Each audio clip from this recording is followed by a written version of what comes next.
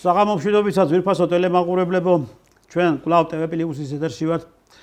რაღაც გარკვეული მიზეზების გამო ჩვენი გადაცემები არ მიმდინარეობდა და აქედან გამომდინარე ბოდიში მოგითხოვთ, რადგან იყო რაღაც პრობლემები და ეს პრობლემებიც უკვე გამოსწორდა. ჩვენ დღეს ვისაუბრებთ საქართველოში მიმდინარე პოლიტიკურ მდგომარეობასთან დაკავშირებით.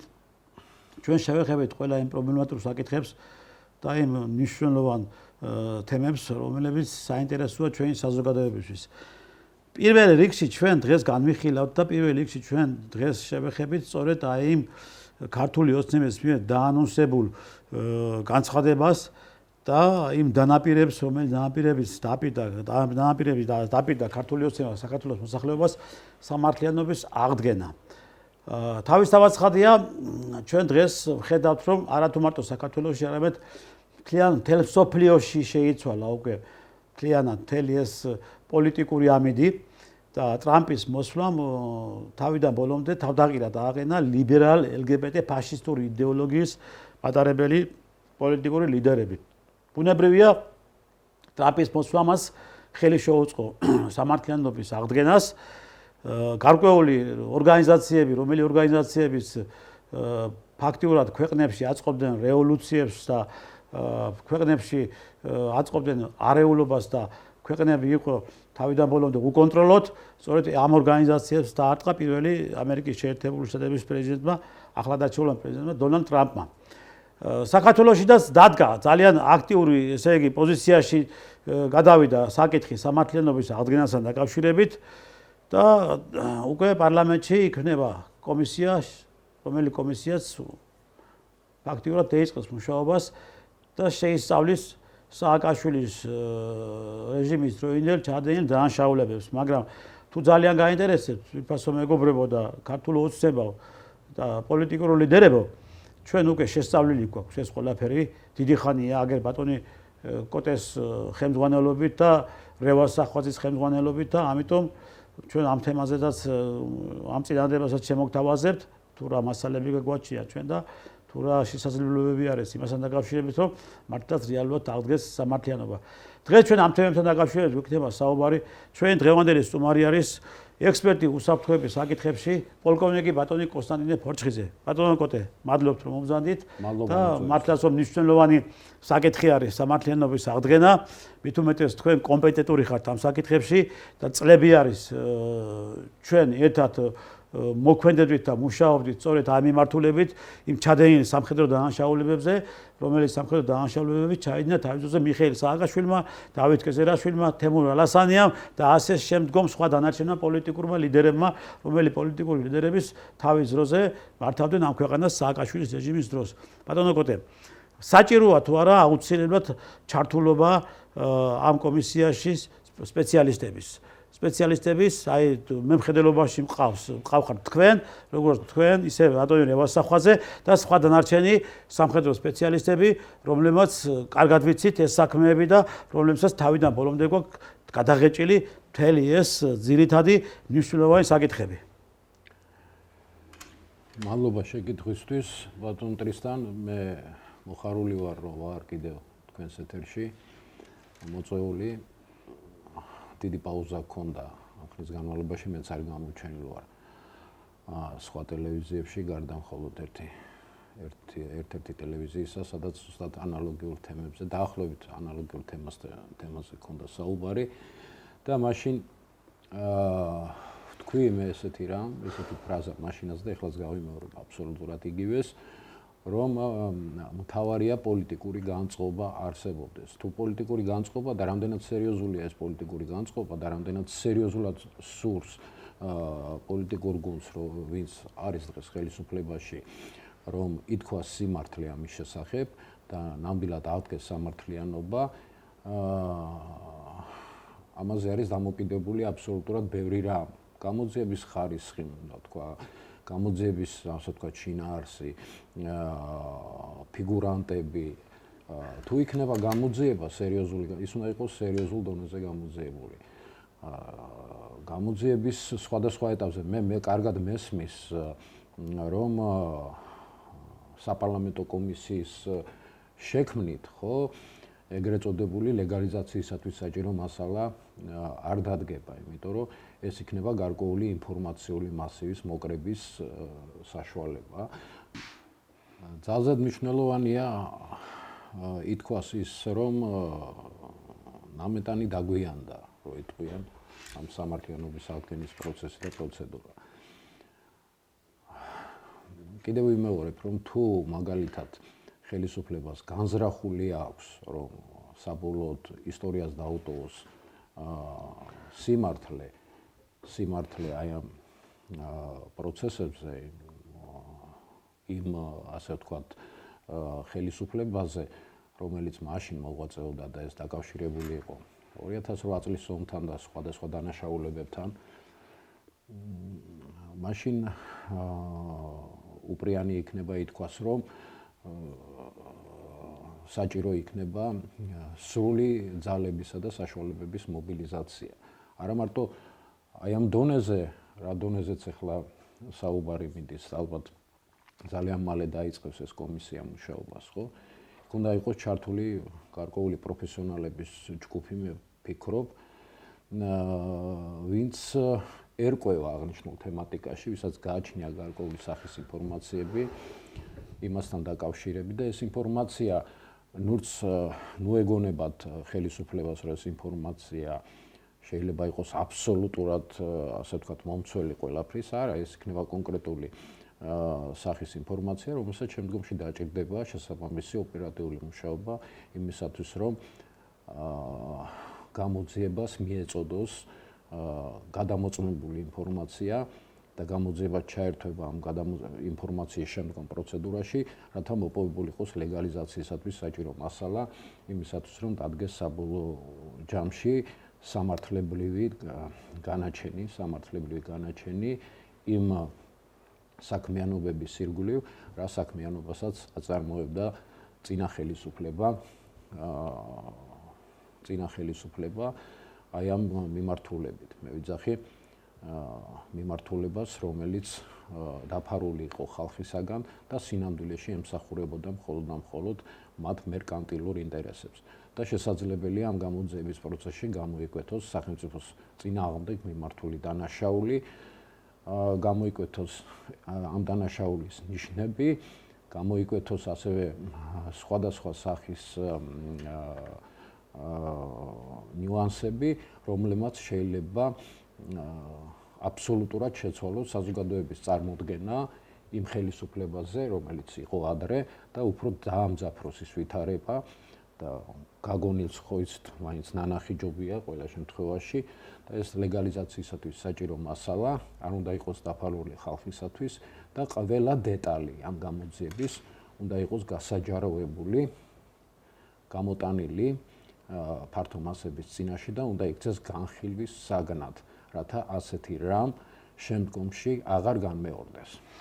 თქვენ ძალიან ბატონო კოდე რომ დაგვიანებული არის, მაგრამ ეხლა ჩვენ კარგად ჩვენს კი ბატონო მესმის იმიტომ რომ ყველაფერს აქვს თავის ხანდაზმულობის ვადა იქ ინფორმაციის მაგრამ ახლა რა არის იცი მესმის დაგვიანებული არის ეს ჩვენს კარგად ვიცით და ეს მე მით უმეტეს მიდა თქვენ რო ვიცით ისე ბევრმა არ იცის და იმ კომისიაში შემავალმა რომ მეტყვი პირებმაც არ იცის ის რაც ჩვენ ვიცით ხო ხო მაგრამ ეხლა მიზეზი თვითონ განაცხადა ბიძინა ივანიშვილმა თუ რატო ვერ ხერხდებოდა სწორედ აი ამ აღნიშნულ დანაშაულებებთან მუშაობა და კომისიის შექმნა და განხილვები ამ საკითხების და გამოაშკარავება იმ დანაშაულებების და იმ სისასტიკის რომელიც სააგაშვილმა ჩაედინა.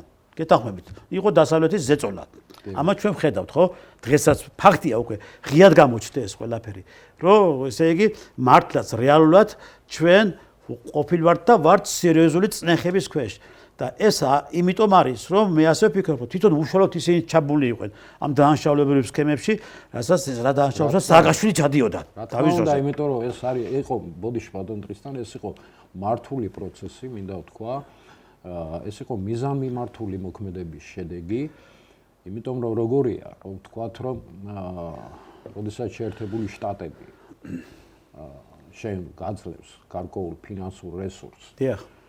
6 მილიარდის სახი და საერთო ჯამში ხო, როგორც ეს მათი შეფასებაა, ჩემი შეფასება არ არის, შეერთებული შტატების სახელმწიფო დეპარტამენტის შეფასება, რომ თითქოს მათ 6 მილიარდი დოლარის ინვესტიცია ჩადეს, ну, სხვადასხვა მიმართულებით საქართველოში და მათ შორის უდიდესი ნაწილი ჩადებული იყო საქართველოს თავდაცვისა და უსაფრთხოების სისტემების, ასე ვთქვათ, გაძლიერებაში. და ეს ფული არის ამერიკელი გადამხდელების ფული, ხო? კი ბატონო. და გადამხდელების ფულია და როდესაც ეს თანხები, რომელიც უნდა მოხმარებოდა შეერაღებული ძალების მშენებლობას, ილექებოდა ოფშორულ ზონებში და ამდიდრებდა, ასე ვთქვათ, მაღალ ჩინოსნებს, რომლებიც დღესდღეობით ეწევიან ძირგაუნთრად საქმიანობას ქვეყნის წინააღმდეგ. თქვენ როგორ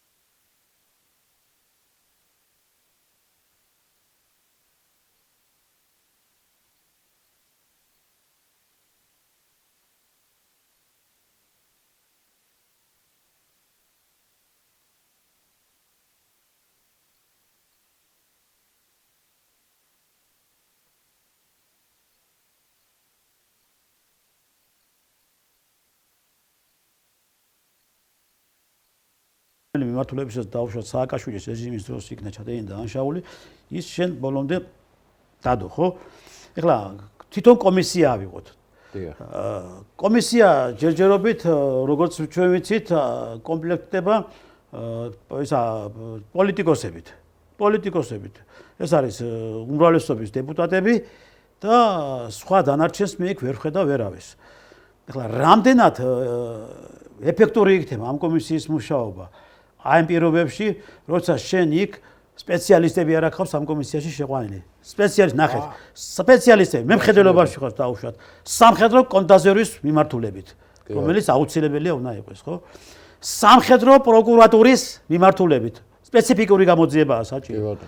ამავდროულად ჩვენ დღემდე მოდის ის რა ქვია, რომ იტყვი ხარვეზი ჩვენს ქვეყანაში და დღემდე ამ პრობლემის წინაშე არის ჩვენი თავდაცვის ძალები, საჰაერო თავდაცვის სისტემები, რომელიც თავის დროზე იყო გადაყიდული და ის არ იქნა გამოყენებული საომარი მოქმედებების დროს 2008 წლის აგვისტოს ომის დროს, ხო?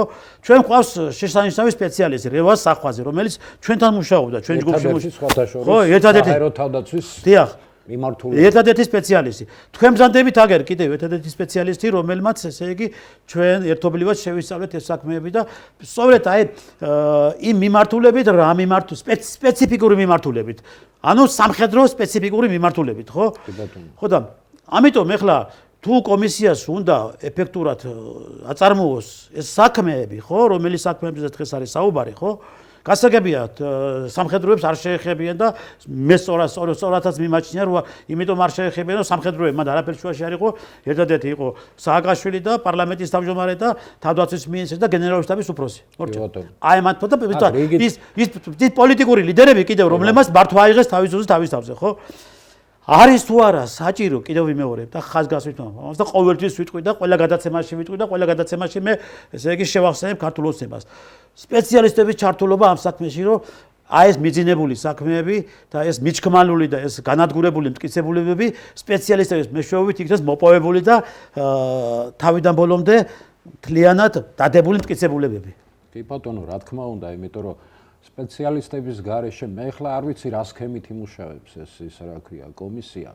ალბათ დაახლოებით ხვდები, წარმოდგენა მაქვს, მაგრამ არ მგონია ეხლა აი ეს რა წარმოდგენაც მე მაქვს და გეტყვით ახლა რა წარმოდგენაზე საუბარი, ალბათ ესენი გამოკითხავენ რამოდენიმე ასე ვთქვათ ათეულ კაცს, შემდგომ ამ ინფორმაციებს შეაგროვებენ.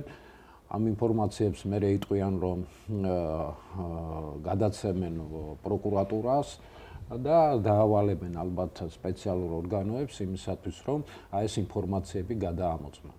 ასე შედეგი არ დადგება, მინდა ვთქვა. არა, მარტო ინფორმაციების გადამოწმებით ხო რა შემოიფარგლება ეს ყველაფერი. მე ვფიქრობ, რომ საპარლამენტო კომისიასთან ერთად უნდა მუშაობდეს გარკვეული საექსპერტო, ასე ვთქვათ, წრეები, მიწვეული უნდა იყვნენ, მათ შორის უნდა იყვნენ ძალოვანი უწყებების წარმომადგენლები. დიახ. ძალოვანი უწყებების ეს უნდა იყოს გაფართოებული საპარლამენტო, ასე ვთქვათ, და აი სამთავრობო შტოს, ასე ვთქვათ, გაფართოებული რაღაც და საზოგადოებრივი ჩართულობა. და საზოგადოებრივი ჩართულობა და მათი ასე ვთქვათ, მკაცრი მონიტორინგის ქვეშ, მინდა ვთქვა, საზოგადოებრივი მონიტორინგის ქვეშ უნდა მიმდინარეობდეს ეს პროცესი.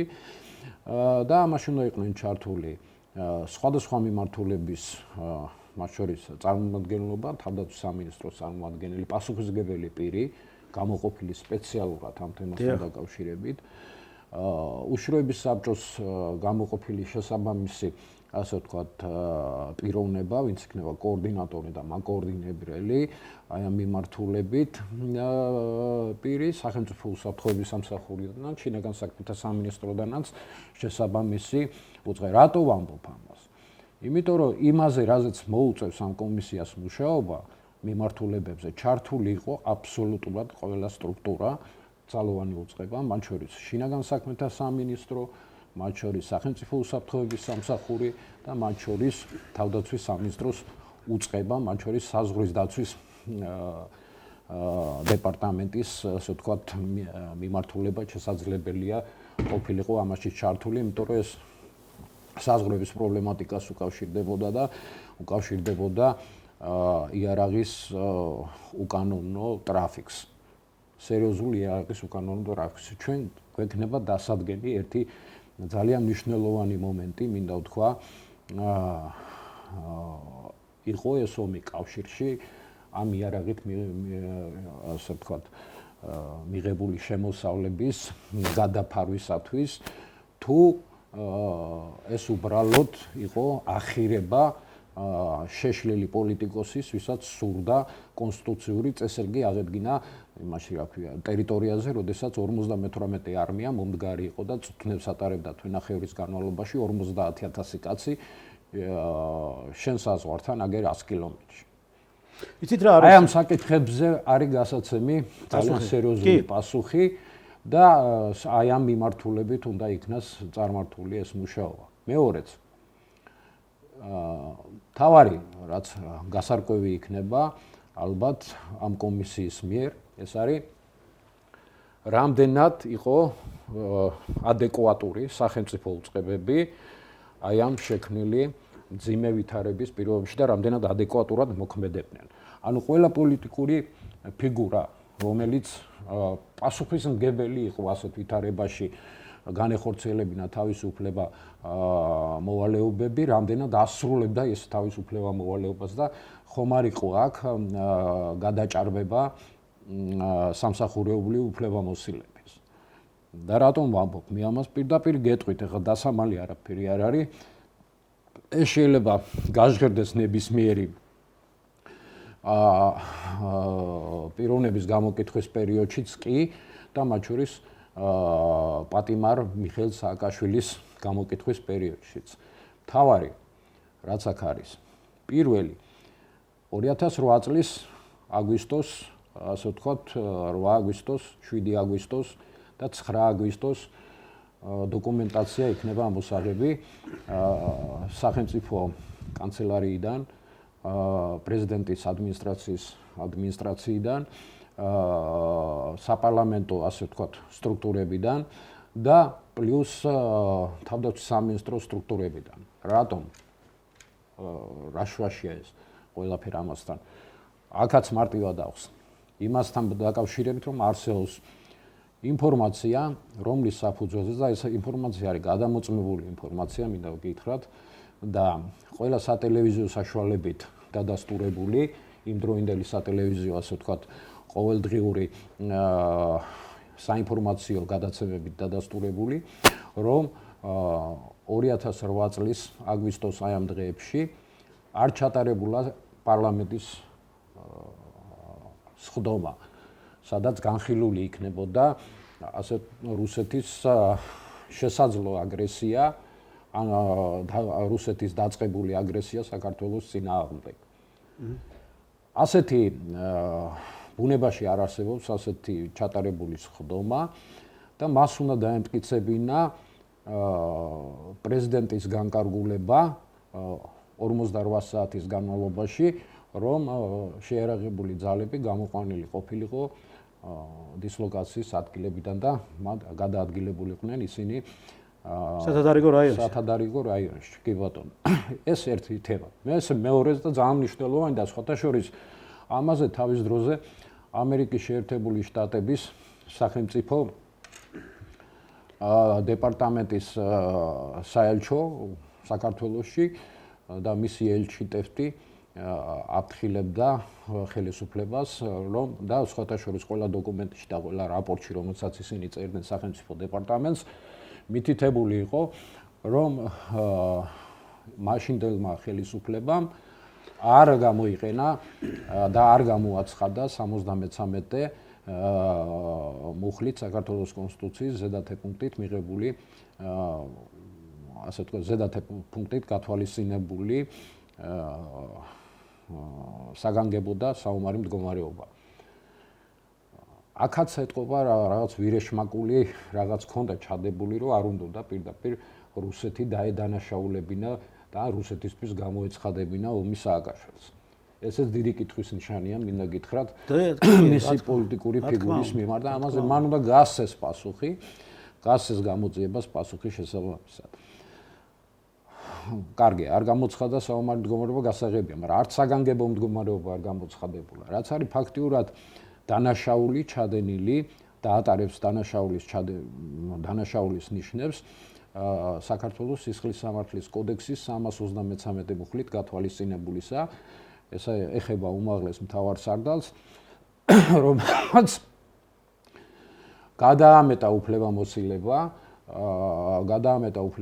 და უფლებამოსილების გადამეტებას მოყვა შემდგომ ის მძიმე შედეგები, რასაც მოყვა ტერიტორიების დაკარგვა და ფაქტობრივად ახალი ოკუპაციის რაიონების გაჩენა საქართველოში. და რუსეთის ჯარების პრაქტიკული დაკანონება იმაში და მათი ბაზების დაკანონება და მათი შემდგომი აღიარება, მინდა ვთქვა, მოყვა ზუსტად აი ამ პროცედურას.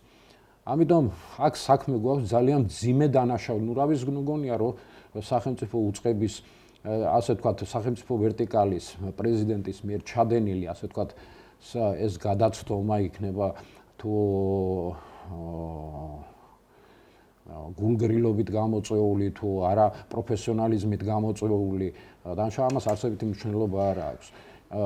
ჩადენილია დანაშაული 333 მუხლით, ეს ყველაზე მცირე და ამას მერე შემდგომ უნდა მოყვეს შემდგომი, ასე ვთქვათ, მთელი ვერტიკალის შესწავლა თუ რამ განაპირობა ეს ყველაფერი და რატომ მივიდა აქამდე, რომ ეს დანაშაული ჩადენილიყო და რამ გამოიწვია საბოლოო ჯამში ამის ასე ვთქვათ პროვოცირება, ხო? მთელი ეს ვერტიკალი, იქ სხვადასხვა კომპონენტი გაჩნდება უკვე, გაჩნდება იქ კომპონენტი იგივე იარაღით უკანონო ტრაფიკთან, გაჩნდება იქ ნარკოტიკებთან უკანონო ტრაფიკთან კავშირი, იქ გაჩნდება კიდევ სხვადასხვა მიმართულება, რომელიც მე ვფიქრობ ძალიან მძიმე სურათს დადებს. ძალიან მძიმე სურათს დადებს.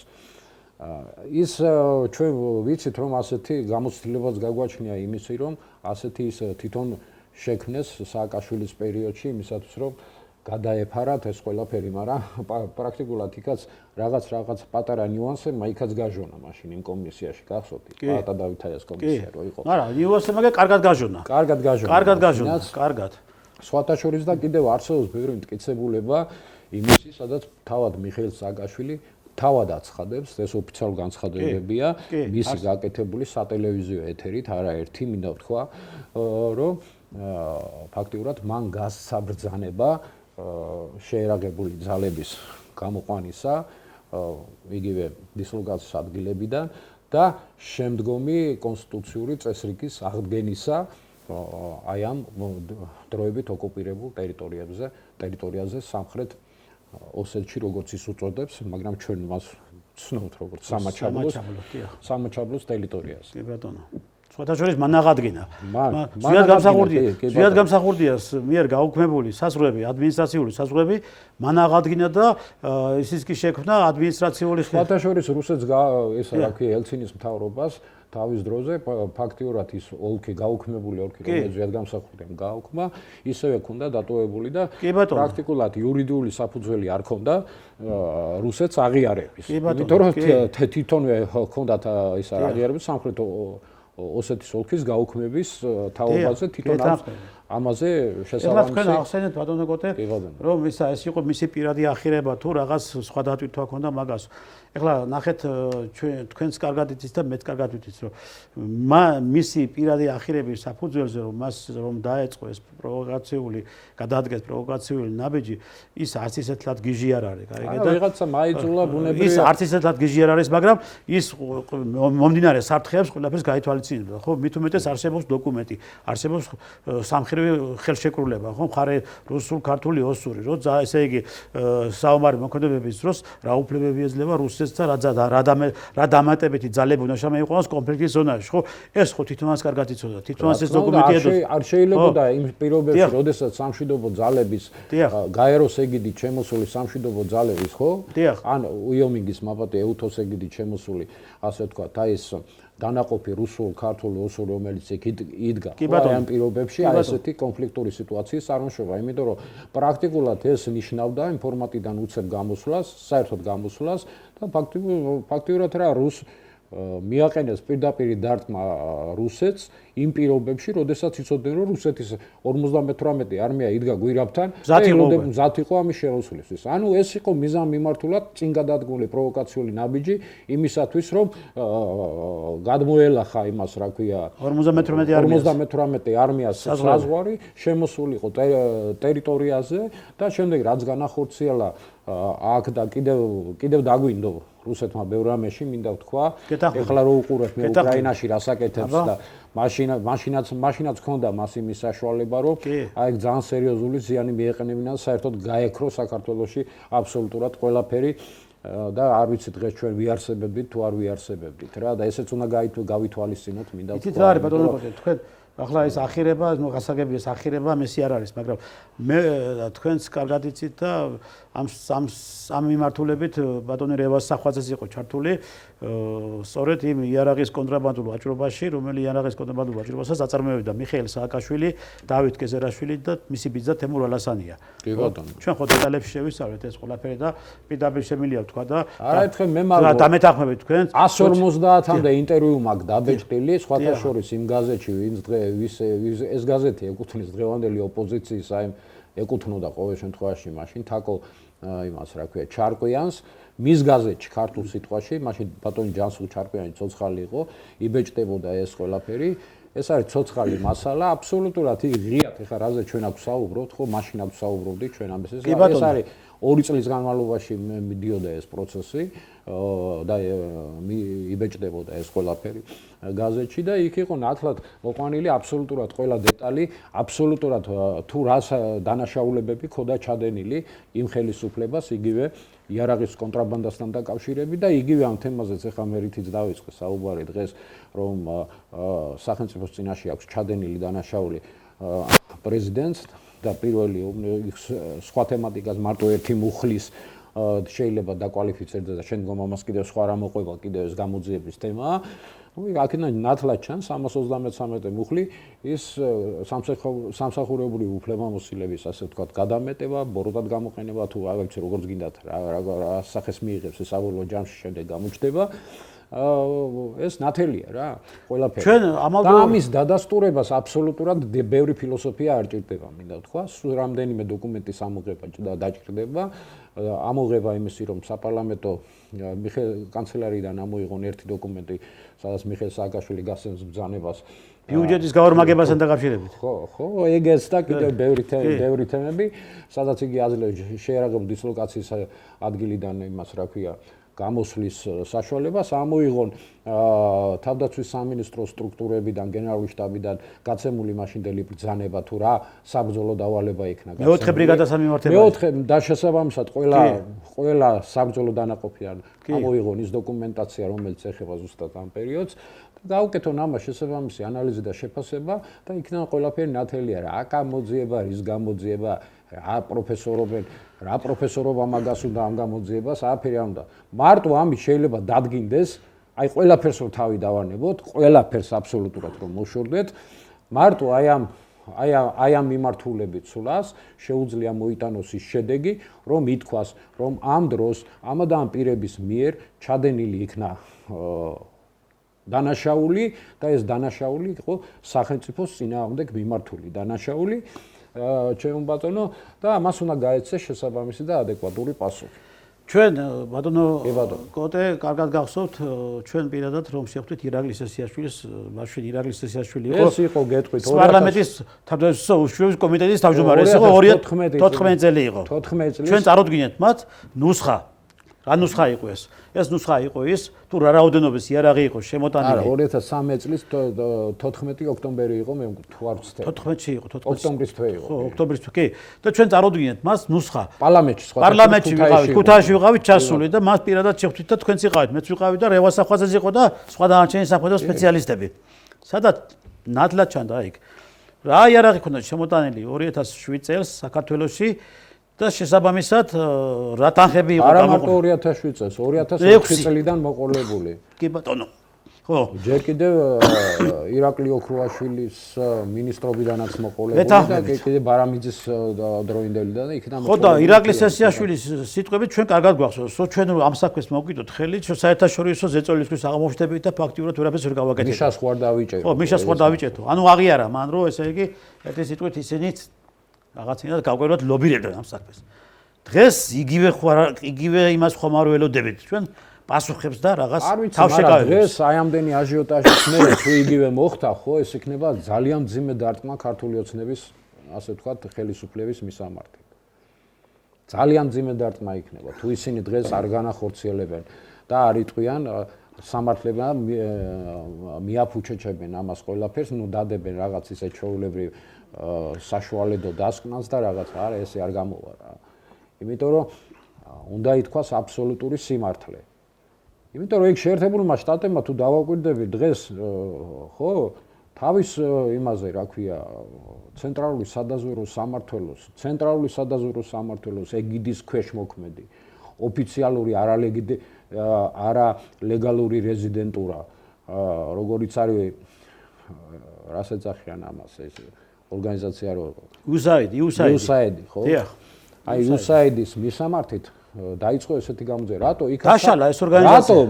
იმიტომ რომ იქაც სახელმწიფო დანაშაულს ჰქონდა ადგილი და სახელმწიფო დანაშაული რაზეა? იცი ომის დანაშაულზეა საუბარი.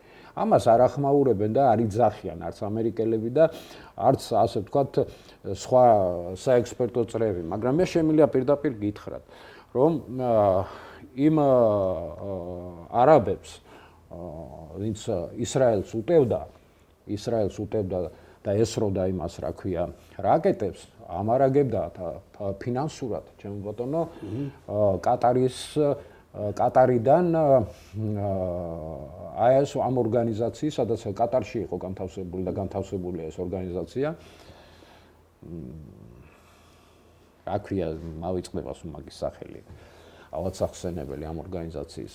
USAID, ხო? დიახ. აი USAID-ის აი ამ ორგანიზაციას ისინი აწვდნენ იარაღს და ფაქტიურად რა გამოვიდა? საკუთარი მეკავშირეების წინააღმდეგ, ხო? ისრაელი არა, ამერიკის, ასე ვთქვათ, მოკავშირე ქვეყანა, რომლის წინააღმდეგაც ამერიკის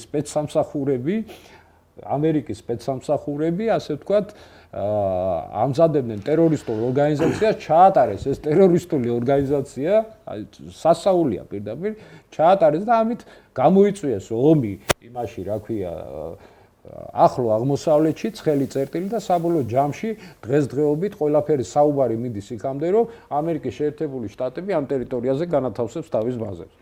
ეხლა ნახეთ, არ არის გამორიცხული. ნახეთ, ჩვენ დაუბრუნდით ისევე 2008 წლის აგვისტოს ომს და ანუ ახლა თავისთავად ცხადი არის, როდესაც ჩვენ ახლა რაღაც გარკვეულ მნიშვნელოვანი ესე დანაშაულებებისკენ მივდივართ, ბუნებრივია იქ საერთაშორისო ჩართულობაც იქნებოდა. მარტო ამას ახლა ეს twin გახრეტილი და ეს ავანტყოფი ვერ გააკეთებდა, ხო? იმიტომ რომ მას ხოდა მხარდაჭერა საერთაშორისო მხარდაჭერა მქონდა. რა თქმა უნდა, იქ ათკაზებზე იყო საუბარი, იმ ორგანიზაციებზე იყო საუბარი და მე მარტო ერთ მაგალითს მოგიყვან. ბატონ მტრისთან, იგივე ამერიკელებთან ჩართულობის ვარიანტში, აი ეზერაშვილთან მიმართებაში მინდა ვთქვა, იმიტომ ასეთ მაგალითი ძალიან ბევრია და ეს შეიძლება ამ გამოძიების პროცესში უფრო მე უფრო წამოვიდეს ეს ყველაფერი, ხო? იყო ესეთი კომპანია Paz Logistics. Paz Logistics, რომლის ხელმძღვანელი ვინმე ოფერ რაზი, ებრაელი წარმოშობის პიროვნება, ისრაელის მოქალაქე, სხვათა შორის ამერიკის შეერთებული შტატების სახელმწიფო დეპარტამენტის იუსტიციის სამსახურის მიერ ძებნილი, იარაღით უკანონო ვაჭრობაში ეჭვმიტანილი და ძებნილი, მინდა ვთქვა, პიროვნება, ვისთანაც თავდაცვის სამინისტროს აქვს გაფორმებული ოფიციალური კონტრაქტი იორდანიიდან და ასე ვთქვათ სხვა სტრუქტურებიდან ამერიკის შეერთებული შტატების კომპანიებიდან იარაღის შესყიდვაზე. და მათ შორის ერთ-ერთი იყო ესეთი კომპანია Armstead-ში, ამერიკული კომპანია, რომლის გენერალური დირექტორი იყო ჯოზეფ რუსტეკი და შეიძლება ეხლაც არის, ბუნებრივია, მე ვიძახი მოცემულობით რაც მაშინ იყო. ჯოზეფ რუსტექსა და აი ამ თავდაცვის სამინისტროს შორის, ჩვენ თავდაცვის სამინისტროს შორის გაფორმებული იქნა ხელშეკრულება, გარკვეულ რაოდენობის სამხედრო აღჭურვილების შესყიდვასთან დაკავშირებით და შუამავალი კომპანია იყო Paz Logistics. ანუ ძებნილი ეს პიროვნება. იქ ამერიკაში ატყდა დიდი სკანდალი ამასთან დაკავშირებით. ძალიან სერიოზული სკანდალი ატყდა და მეორე დღეს მოუწია პრესკონფერენციაზე ამ სახელმწიფო დეპარტამენტმა მიწერა წერილი იმას, რა ქვია, ბატონ რუსტექს და უთხრა, რომ ეს ადამიანი არის ძებნილი, პირდაპირ უთხრა, რომ მას აკრძალული აქვს, ასე ვთქვათ, ასეთ ხელშეკრულებებში და იმაში მონაწილეობა, მას არ აქვს შესაბამისი ლიცენზია და ასე შემდეგ, ხო? და უთხრა, რომ ისა გაეუქმებინა ეს კონტრაქტი საქართველოს თავდაცვის სამინისტროსთან აი ამ კომპანიის შუამავლობით. და რა მოხდა, იცით მე? მეორე დღეს გააკეთა რუსტეკმა ოფიციალურად სატელევიზიო და საგაზეთო პუბლიკაციები იყო არაერთი, გამოხდა მათ შორის Washington Post-ში, მე მგონი თუ მეხსიერება არ მყალატოს, მოკლედ ჩაატარა პრესკონფერენცია, რომ თქვა და შესთავაზა საქართველოს თავდაცვის სამინისტროს მათ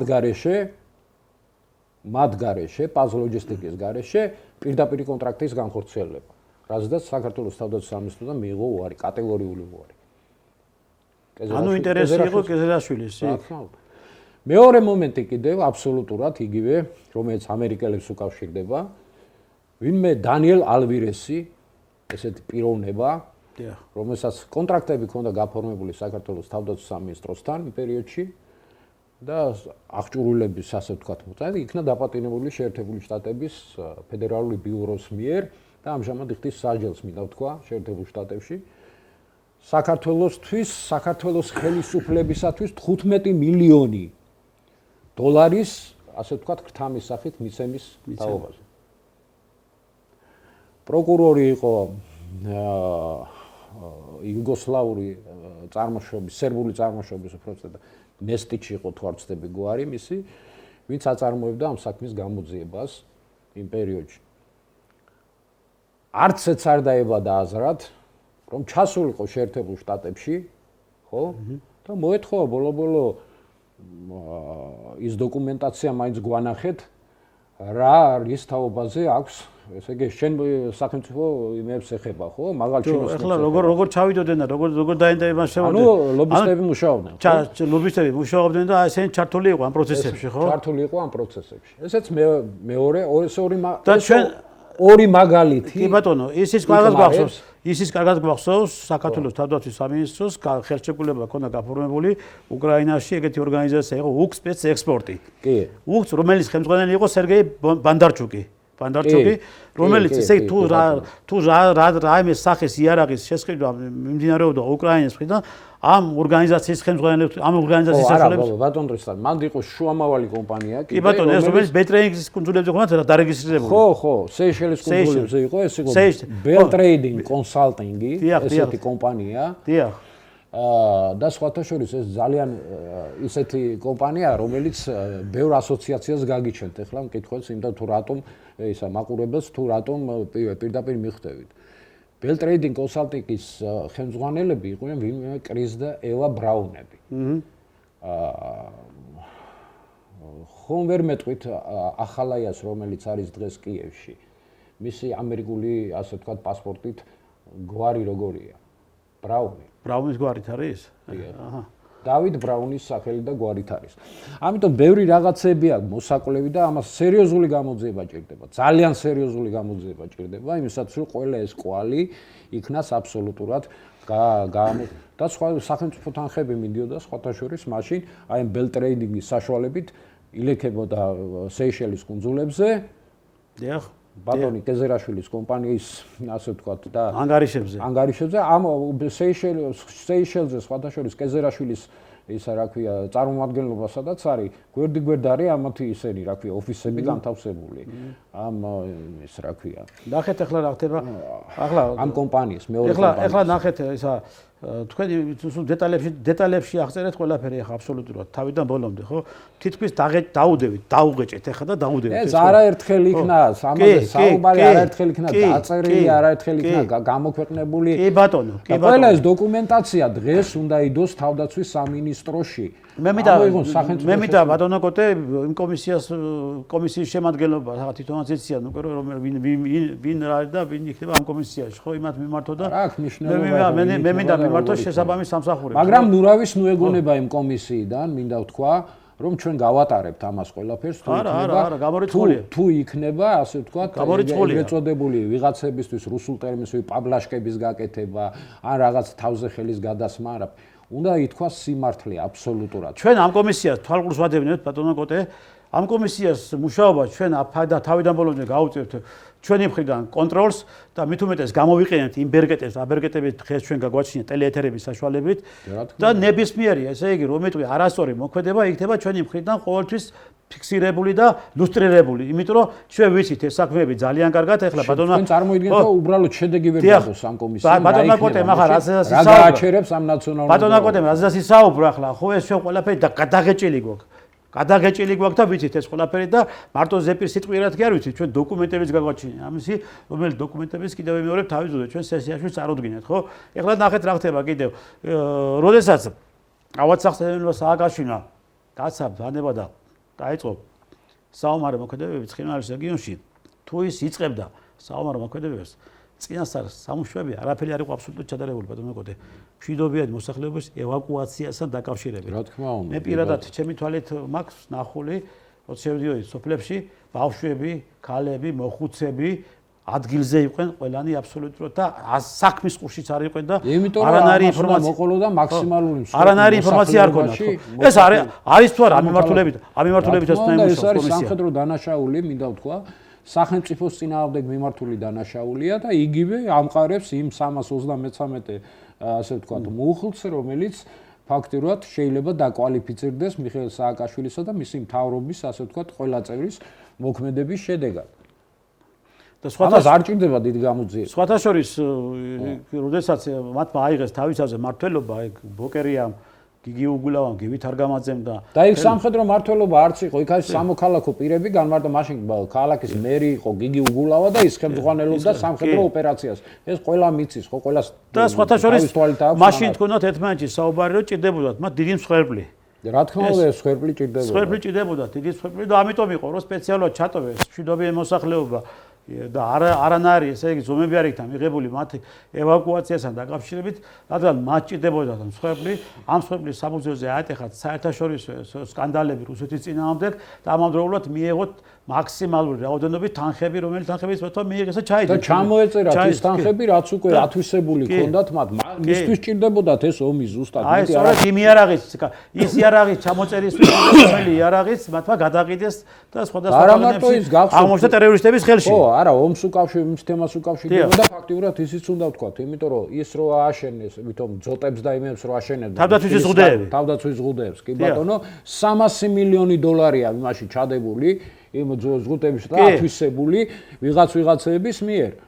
გახსოვთ ბატონტრისა მაგაზე ერთი ამბავი აგიტეხეს თქვენ გონია. ის დამაბრალეს საიდუმლო ობიექტებზე შევიდა. საიდუმლო ობიექტებზე შესვლა დაგაბრალეს. მე როდესაც შევისწავლე ეს საქმე, აი რაც ბატონმა კოტემ ახსენა ახლა ის თავდაცვის ზღუდეების აშენება 300 მილიონი დოლარი იყო ამ საქმესთან დაკავშირებით გამოყოფილი. სახელმწიფო ბიუჯეტის თანხა. სახელმწიფო ბიუჯეტზე, ხო და ფაქტიურად იქ არაფერი არ იყო გაკეთებული. მე პირადად გავხდით იქ და პირადად შევისწავლე ეს ყველაფერი.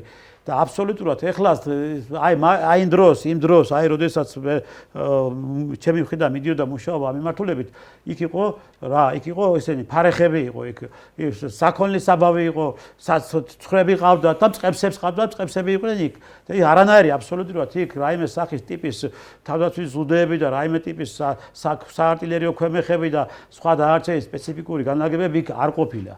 აბსოლუტურად დაუმთავრებელი შენობა ნაგებობები და შემდეგ ესე იგი რომ მაგათ თავიანთი თავი გამოეყვანათ და თავიანთი თავი გადაერჩინათ, მე დამაბრალეს რომ ისა საიდუმლო ობიექტებზე შევიდა და გადაიღო და რუსეთს გადაცაო.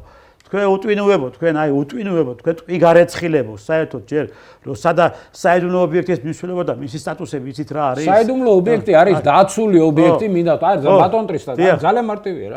საიდუმლო ობიექტი თუ არის, მას უნდა კონდეს გარედან დაცვა. აბა რა? იდგა ბატონ დაცვა ის რა ქვია, ბატონტრისა. საერთოდ არავინ არ ყოფილა. წყემსების გარდა არავინ და პირუტყვები იყვნენ იქ, იმაში თავშესაფარი. აი ეს იყო ნამდვილი სახე ნაციონალური მოძრაობის და ეს იყო ნამდვილი სახე მისი შეერაღებული ძალების მაშინ. მე არ საუბრობ უბრალოდ სამხედროებზე, არამედ ვსაუბრობ მის ელიტაზე, ვინც მაშინ მართავდა ამ პროცესებს რა. და ვინც ასე ვთქვათ, მძინარე ქალაქს უშენდა კიდევ რაღაცას. კი ბატონო. მე მიკვირს იმ ადამიანების, ეხლა ვიცი რომ კაი სროლა იციან რა, იმიტომ რომ აფხაზეთში გამოცდილი ადამიანები იყვნენ და ვიცი რომ მიზანში ტყვიაში აჯენდნენ იმას რა ქვია, ქვემეხზე აჯენდნენ ერთ იმაზე და არ 70%-იანი ასე ვთქვათ ის კონდა და იქ მანდამაინ შეეშალა და სიზუსტე დაუმიზნა პირდაპირ იმას სამშვიდობო ძალებს თუ როგორ არის ხო თუ მაშინ მიზანიაერია თუ პროფესიონალიზმი დააკლდათ. ამიტომ ბევრ კითხვაზეა კაცო. ამავდროულად ბატონო კოტე კონსტიტუციური წესრიგის აღდგენას რო ითხოვდნენ კიდე ჩემო ბატონო. ამავდროულად კოდორის ხეობაში ხო ფაქტი არის რომ ჯერ დაშალეს მონადირე ბატალიონი დაშალეს რომელიც ინარჩუნებდა კოდორის ხეობას ხო თავიდან ბოლომდე და დალაგებული ქონდა იმ ადამიანს ემზარ კვეციანს დალაგებული ქონდა მთლიან კოდორის ხეობაში აბსოლუტურად და იქ აფხაზებთანაც კი საერთოდ ნახო ერთი თემა კიდე რატო აღმოჩნდა აი მთავარი შეკითხვა გორის ბრიგადაში 39 დაუქოქავი ტანკი ბოქსში. კი ბატონო, მეოთხე ბრიგადა. რატო ჩაუგდეს ეს ჩვენ ვიცით აბსოლუტურად მე მაქვს მონაცემი რუსეთის ასე ვთქვათ რა რაოდენობის ის ტექნიკა გაიტანეს სამხედრო ნადავლი ქვია მაგას. სამხედრო ნადავლი გაიტანეს აქედან, ხო? დაახლოებით საუბარი არის 63 ერთეულ ტანკზე მხოლოდ. ვინმე მეს ფულში ანგარიშა? რა არის და როგორ არის? და მე კიდე რა თავარია. თავარი რატომ აღმოჩნდა კიდევ ერთი შეკითხვა? დიახ. აი ეს რეზოს მიმართულებას ეხება საჰაერო თავდაცვის სისტემები, ბუგები, 7 დივიზიონი რომელიც შეძენილი იყო და 7 დივიზიონი ჩემო ბატონო ეს გახლავთ სადღაც თუ არ მეშლება მე და შემისწორებს ალბათ მე ბატონო რეზო 63 ერთეულია დაახლოებით ბუკის კომპლექსურად მაგრამ რატო აღმოჩნდა ამ 63-დან 9 საქართველოში ამ 9-დან რატო აღმოჩნდა რომ 5 ესევე გაუსროლელად იდგა იმაში გამოუყვანალად იდგა სენაკის ბაზაზე და მოკიდეს რუსებმა ხელი და წაიღეს ბუქსირებით გაიტანეს ის 4 რომელიც იყო საქართველოში აქეთ ხარეს აღმოსავლეთ საქართველოში აღმოსავლეთ მიმართულებაზე 4-დან 3 არ მუშაობდა და გაფუჭებული იყო და ერთი არ გამოუყენებიათ საერთოდ რომელი საჰაერო თავდაცვის სისტემები შეიძინეს ან და სად გაქრა ის S200 რომელიც 2008 წლის ომის 8 აგვისტოს გაქვს შემოტანილი და ოფიციალურად დოკუმენტებით გაქვთ გაფორმებული საბაჟოზია ეს დოკუმენტები ჩვეულებრივად კომპანია UBG-ია ეგეთი იგლების სტრელები გრომები სტრელები და ასე შემდეგ ხო ეს ხო აურაცხელი რაოდენობის იარაღზე აქვს საუბარი ხო რომელიც დღეს სხვათა შორის თუ დავითვლით ის რა აქვს შესყიდული ამა და შევადარებთ და ჩავატარებთ თავდაცვის სამინისტროში დღეს შესაბამისად იმას რა ქვია ინვენტარიზაციას აღმოჩნდება რომ აქედან შეიძლება 1-2%-იც არ იყოს ზუსტად ეს ადგილზე ან ჩამოწერილიც არ იყოს მინდა ვთქვა ისე იყოს გადაყიდული მესამე და მეოთხე ქვეყანაში ხო ამაზეა საუბარი ეს არის სამხედრო დანაშაული ზუსტად მე ამაზეა საუბარი რაში ჭირდებოდა რა ისეთი იდიოტი იყო ისე რა ქვია სააკაშვილი რომ მან იცოდა რომ ის ადრე თუ გიან ხელისუფლებიდან უნდა წასულიყო და ის ფული უნდა შერჩენოდა მას რა მე შემდგომ კიდევ კავშირგაბმულობის სისტემა ჰარისი რომელიც ჩამოიტანეს ძველი ვიეტნამის ომში ნახმარი კავშირგაბმულობის სისტემა ჰარისი რომელიც ჩამოიტანეს ერთი დღე აიმუშავა ერთი დღე 2004 წლიდან სამხედრო კონდაზორის სამსახური იკვლევდა დაჟე ცოტა უფრო ადრე და უკრაინასთან აი ურთიერთობებს და უკრაინიდან იარაღის აი თემატიკას დიახ სწორედ ეს გახდა საფუძველი სამხედრო კონდაზორის დეპარტამენტის გაუქმების დაშლის და შეტანეს კონდაზოროში ცალკეული იმით რა ქვია სამართლოს სახით ისიც უფლება არ ჰქონდა სააკაშვილის პირობებში რომ სამხედრო კონდაზორის სამსახურს ოპერატიული სრულფასოვანი ოპერატიული მუშაობა ეწარმოებინა ასე ვთქვათ შეერაგებულ ძალებში აი ეს გააკეთეს მაშინ თავის დროზე არ იყო ეს დანაშაული ჩადენილი სახელმწიფოს წინააღმდეგ, როდესაც შენ სპეცსამსახურს, რომელიც რისთვის კეთდებოდა? იმისთვის, რომ შემდგომ დაემალათ ის, რომ რაც თავდაცვის სამინისტროში კეთდებოდა, როგორ გახდა ერთი მინისტრი, ცალცალი ჩექმით მისული, ისა რა ქვია, ირაკლი ოქროაშვილი, მილიონერი, სადღაც 200 მილიონამდეა შეფასებული მისი ქონება, ხო? და შემდეგ მეორე მინისტრი. ხო, და შემდეგ მისი მეორე მინისტრი ასევე მილიონერი, აჩვახალაიამ კიდე ვერ მოასრო ის რა ქვია, მილიონების შოვნა და ვერ ჩაშკინვა მოასრეს, მაგენაც მოასრეს. ხო, რაღაც იშოვდნენ, მაგრამ იმდენს ვერა. ეზერაშვილმა მილიარდ 200 მილიონის თემატიკაზეა საუბარი. სხვათა შორის იმ მილიარდ 200 მილიონის თქვენმა ასე ვთქვათ, იმა რა ქვია, ბატონმა იმა რომ გააჟღერა 12 ივნის 2020 წლის თავდაცვის მინისტრმა მაშინ ირაკლი ღარიბაშვილი გახდა თავდაცვის მინისტრი ის მილიარდ 200 მილიონის თემა ბატონო ჩემო რომელზედაც მაშინ საუბრობთ რომ წაღებული იყო და ვინც თქვენ ინფორმაცია მოგიტანათ ზუსტად ის ტიპები იყვნენ ჩემთან სახში და მთხოვდნენ მე თავდაცვის სამინისტროს მაღალჩინოსნები მაშინ მიმეწოდებინა მათთვის ეს არაერთხელ მაქვს ეს ინფორმაცია მიწოდებული შესაბამისი ორგანოებისათვის ანდა მიწოდება რა შეჭირდება ოფიციალურ განცხადება არაერთხელ მაქვს გაკეთებული სატელევიზიო ეთერებიდან და ოფიციალურ განცხადება არაერთხელ მაქვს დაბეჭდილი მაქვს ბოლო იმაში რა ქვია უამრავი მტკიცებულებებია უამრავი მტკიცებულებები არის არავინ ბევრი არ ჭირდება ვიზახი ბატონ ტრისთან ამას კი ამას ჭირდება პოლიტიკური შეფასება მაგრამ პოლიტიკური შეფასება უნდა გაკეთდეს არა პირველად არამედ ჯერ უნდა გაკეთდეს მას მერე რაც ოფიციალურად კონკრეტული მტკიცებულებები დაიდება ყველა ამ თემატიკასთან დაკავშირებით არ არის აუცილებელი ყველა ეპიზოდის ერთიანად გამოძიება საკმარისი იქნება 2-3 ეპიზოდი იმისათვის ერთი ამერიკული მიმართულებით განხორციელებული აი ეს შავბნელი საქმეები მათი, მეორე უკრაინის მიმართულებით განხორციელებული, ბელორუსის მიმართულებითაც გვაქვს იგივე ანალოგიური მიმართულება განხორციელებული და იგივე პოლონეთის მიმართულებითაც იგივე გრომების თემასთან დაკავშირებით, ხო? ძალიან ბევრი ისა რა ქვია, რომლის ამას ჭირდება თავი შესაბამისი. მე ვფიქრობ, რომ გარდა ამ კომისიისა, გარდა ამ კომისიისა, რომელიც შეიქმნება და დაიწყებს აი ამ ასე წინასწარ შესწავლას, ეს კომისიის ვადა შეიძლება გაგრძელდეს არა პარალელურად უნდა არსებობდეს ძალოვანი უწყებების შესაბამისი ქვემდებარე კომისია. კომისია, სადაც ეს იქნება უშიშროების საბჭოს ეგიდით თავმოყრილი, რომლებიც ასე ვთქვათ ერთმანეთში გაცვლიან ამ ინფორმაციას, იმიტომ რომ ინფორმაციის ეს უნდა მოხდეს ამ დონეზე, ამ ინფორმაციების შეკრება, გაანალიზება და შემდგომ პროკურატურისთვის მიწოდება. გესმით? იმიტომ რომ პროკურატურაში არავის არ გაუჩნდეს აზრი, ან არ ეყოთ პროფესიონალიზმი იმისათვის, რომ ლეგალიზაციისათვის საჭირო მასალა ვერ დადონ. ამაზეა საუბარი. ბატონო კოტე, ძალიან საინტერესო იყო თქვენთან საუბარი, საკმაოდ გაგვიგზელდა საუბარი. საკმაოდ რომ იტყვი, გაგვიგზელდა. თემა ძალიან დიდია. გაგვიგზელდა, იმიტომ გაგვიგზელდა, რომ ფაქტიურად საინტერესო თემებია ეს ყველაფერი და ამიტომ ამ ერთ საათში ჩვენ ვერ ვეტევით. ეს არის ძალიან დიდი თემები არის. მით უმეტეს ახლა, როდესაც ის 2008 წლის აგვისტოს ომს ეხება, ხო? თავიდან ბოლომდე ნიუანსია, ბევრი ასე ვთქვათ, გამოსაკლელი თემატიკაა და ასე რომ ძალიან ვრცელი თემაა ბატონ ტრისტან. თავიდან ბოლომდე ერთი გადაცემა შეიძლება. არა, ერთი გადაცემით ამას ჩვენ ვერ შემოვიფარგლებით.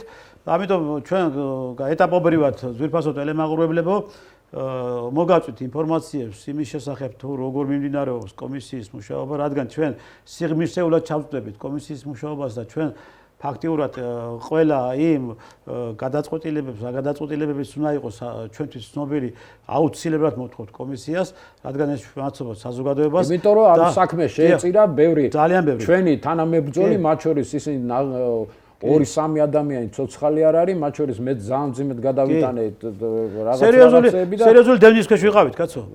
სერიოზული დევნის ქვეშ ვიყავით და ჩვენი სიცოცხლე იდგა სასწორზე, როდესაც ჩვენ ამ მიმართულებით მუშაობთ და წარმოედგინეთ ხა თქვენ პატარა ბრალდება ხომ არ არის ადამიანმა, რომელმაც მართლაც თავიდან ბოლომდე თავი გადავდებით და ოჯახები გადავდებით, უცებ აგერ იმას დარტყმებს გიწყობენ და იმიტომ არ მიხდა გადაცემა სამშობლოს მოღალატეს გამომიყვანეს, რომ თითქოს რომ მე სამხედრო საიდუმლო ბაზებზე შევდიოდი და რუსებს გადავცემდი. ეს სპეციალურად გაკეთა იმისთვის, რომ ჩვენ არ გვემუშავა ამ მიმართულებით და ხელი შეეშალათ და არ ყოფილიყავით ძალოვან უწყებებში იმისათვის, რომ არ ქონოდა ასე ვთქვათ. აი ეს ყველაფერი გააკეთეს. აი რა დონეზე ვიყავით, ესე იგი ჩვენ შებოჭილები და რა დონეზე გვებძოდნენ, აი ჩვენ შიშველი ხელებით მუშაობდით და შიშველი ხელებით ვაკეთებით ყველაფერს და არაფერს არ ესე იგი უშინდებული. ეს ჩვენ გავუკეთეთ ეს ყველა. ეს რომ მე ძალიან მოკლედ ვიტყვი ბატონ ტრისტან და ალბათ დავასრულეთ მე ხო და აი ძალიან მოკლედ ვიტყვი რა. მე ეს გავაკეთე თავის დროზე და იმ გაზეთებში რო იბეჭდებოდა იმისათვის რომ ისტორიას დარჩენილიყო ეს ყველაფერი. უნდა იცოდეს საზოგადოებამ სიმართლე უნდა იცოდეს. 150 ინტერვიუ მაქვს მისცემული 2 წლის განმავლობაში ვიძახი იმ გაზეთში, რომელსაც ქართული სიტყვა ერქვა და რომელიც მაშინ ჩარკვენი მაშინ სხვა იმაზე რა ქვია ტალღაზე იყო და სხვა მატოზე იყო. ხო, დღეს აბსოლუტურად სხვა ტალღაზე დგას. შეგიძლიათ პერიოდიკიდან ამოიღოთ ეს ისა რა ქვია ყველა ნომერი მისი და იქ ნახავთ აბსოლუტურად ბევრ რაღაცას და გაგიკვირდებათ კიდევაც მინდა ვთქვა რა.